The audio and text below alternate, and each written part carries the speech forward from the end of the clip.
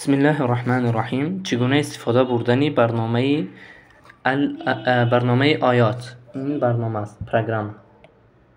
چگونه استفاده بردنش؟ خب وقتی که شما میکشین چی به زبان عربی کرده بوده، چی به زبان عربی استفاده برید، چی به زبان انگلیسی، چون زبان روسی ندارد.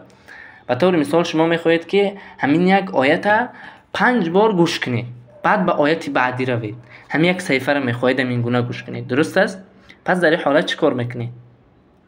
شما در این پایان داخل میشید، خب روی اسم شیخ و در اینجا نامای شیخ ها هست. خب نامای شیخ ها هست که به طور مثال حذیفی، حسری، البته حسری تز آسته میخواند، اینش کمی تزتر از بالاگی، عبدالله بصفر و دیگه مشایخی که در اینجا وجود دارد. خب سعود شورین به طور مثال شما میخواهید که همین به طور مثال 10 آیت اوله، یعنی هم قطعی شیخ بخونه و تکرار کنید 5 باری. به طور مثال شروع میکنیم، همینجا داخل میشیم.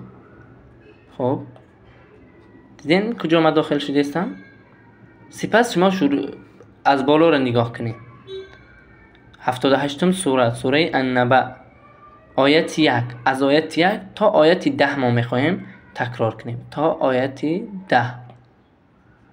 خب چند بار میخواهیم تکرار کنیم؟ اگر یک پخش کنیم یعنی که یک بار شیخ میخواند خب میکند. اگر که بخواهید که خب کند و شما بخوانید، باز از تنظیمات میتونید را تغییر کنید. و اگر بخواهید که شیخ خواندن گیره و برابر شیخ شما خواندن گیرین، هر آیت 2 باری 5 باری هر چنده باشه. به طور مثال ما شروع میکنیم با 2 باری، یعنی چی؟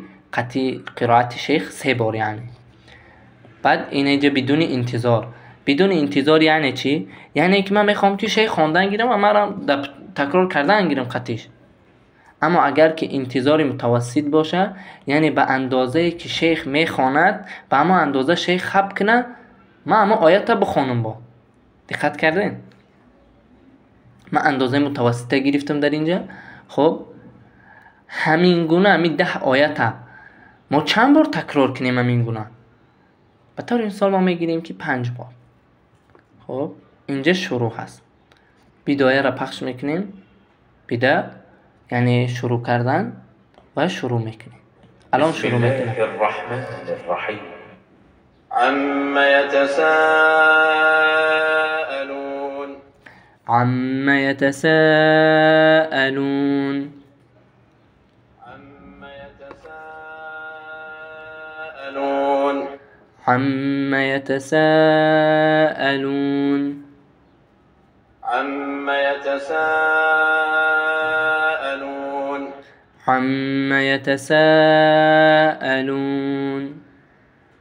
عن النبأ العظيم. عن النبأ العظيم.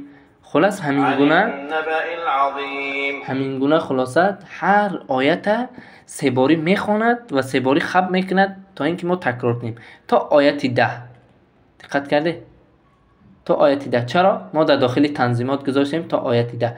تا آیت 10 را میآید برمیگرده از اول، با به همین روش میرود. همین گونه ما در پایان انتخاب کرده بودیم که 5 بار. همین گونه 5 بار همین شیخ همین کار اجرا میکنه. دقت کرده؟ باز بخوایم که در حالت قرائت شیخ عوض کنیم، البته با اینترنت کار میکنه. به طور مثال باز شیخ عوض میکنیم. عن النبأ العظيم الذي هم فيه مختلفون. خب به همین شکل است. الذي هم فيه مختلفون. الذي هم فيه مختلفون. دقت کردین؟ كلا سيعلمون. باز خب میکند به همین مقدار تکرار كلا میکنیم. سيعلمون. باز تکرار میکنیم به همیشه. هر شیخی